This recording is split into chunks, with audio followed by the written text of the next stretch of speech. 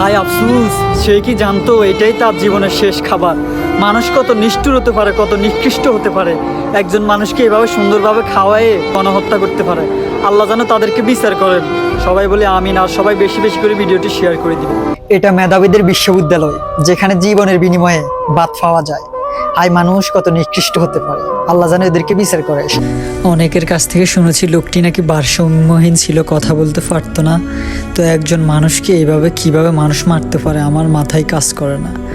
আজকের দিনে এই ভিডিওটি দেখে আমি হতভম্ব হয়ে গেছি। হায়রে মানুষ, মানুষের প্রতি মানুষের কোনো মায়া মমতা কোনো কিছুই বুঝি কাজ করে না। একটা মানুষকে কিভাবে এভাবে মেরে ফেলতে পারে মানুষ।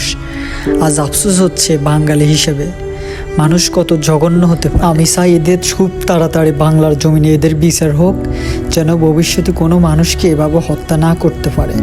একজন চোরকেও তো সরাসরি এভাবে মারতে পারে না। দেশে আইন কানুন আছে, সে যদি দোষ করে তাকে আইনের হাতে তুলে দেন, বা সে যদি দোষ করে তাকে সাধারণ শাস্তি দেন, বা যে কোনো কিছু করেন, কিন্তু এভাবে একটা মানুষের জীবন নিয়ে খেলা করার কারো অধিকার নেই।